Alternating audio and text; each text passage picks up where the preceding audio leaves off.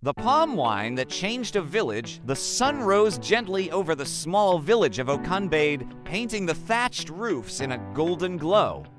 The roosters had already crowed, and the women were making their way to the stream with clay pots balanced on their heads. In the marketplace, traders were slowly arranging their goods: yams, peppers, dried fish, and bundles of firewood. Among the people who woke early that day was Adekunal, a middle-aged palm wine tapper. His life was simple. Every morning before dawn, he would climb the tall palm trees at the edge of the forest to tap fresh wine, then carry it in calabash to sell in the village square. People loved his wine because it was always sweet and fresh, never watered down like some others did. But Adekunal had a quiet burden. His wife, Iredi, had been sick for months, too weak to even pound yam or go to the farm. Their only son, Sei, was just 12 years old, and though he was hardworking, he was still a child. Adekunal worried every day about how he would pay for Iredi's medicine, or if he would even have enough to buy food after selling his palm wine. That morning, Adekunal set out as usual, his bare feet pressing against the cool earth. The forest was alive with birds calling and leaves swaying in the morning breeze. He tied the rope around his waist, climbed a tall palm, and carefully filled his calabash with fresh, foamy wine.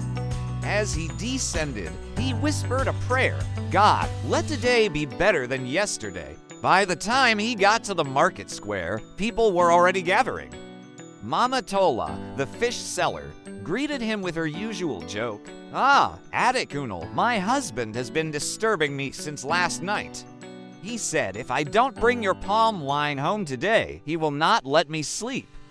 Please, save my marriage, oh." Adekunal laughed, handing her a calabash. "Tell him he is owing me bride price for drinking too much of my wine." The laughter carried into the crowd, and soon people lined up for their share. Business was good that day, but just as Adekunal was about to pack up, a stranger walked into the square. The man was tall, well-dressed, with a leather bag slung over his shoulder. He was not from Okunbade. His accent gave him away when he spoke. "Good morning, my people. I am Obinna, a trader from the city. I was told that in this village there is palm wine sweeter than honey itself. I have come to taste it." The crowd turned to Adekunal immediately. Mama Tola clapped her hands. "Go to Adekunal. If it is not from him, it is not palm wine." Obinna walked up, smiling politely. "So you are the master tapper." Adekunal, shy but proud, handed him a small gourd.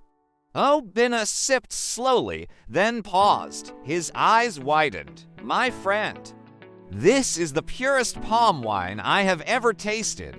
Do you sell in large quantity?" Adekunal shook his head. "I only sell enough for my village people." Obinna leaned closer. "What if I told you that in the city, this wine could fetch you 10 times the price? I can connect you, hotels, bars, parties. They will beg for more." The villagers gasped. Mama Tola muttered, "City money. 10 times. Ah, Adekunal's heart raced. He had never dreamed beyond Okunbade, but with such money, he could treat Iredi properly, send Sei to school, and even build a new house. Still, he hesitated. "I cannot promise what I cannot deliver.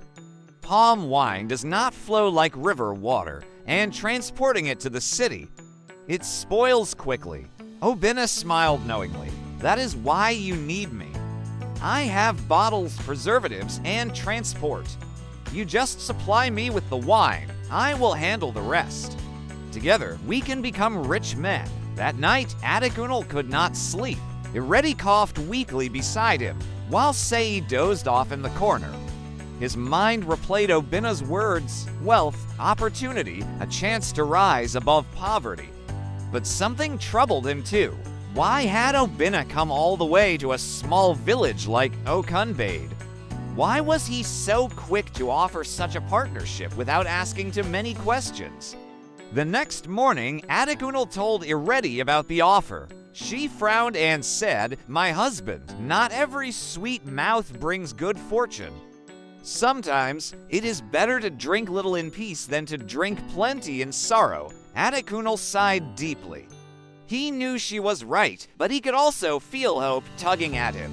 3 days later, Obinna returned. This time, he brought crates of bottles, promising to take the first batch to the city. Adekunle agreed reluctantly. The village watched with curiosity as palm wine, which had always been a humble drink for weddings and evening gatherings, was now being bottled like foreign liquor. For the first time in his life, Adekunle held more money than he had ever imagined, but with it came whispers. Some villagers admired him, some envied him, and some feared that he had made a dangerous deal. And then, the changes began.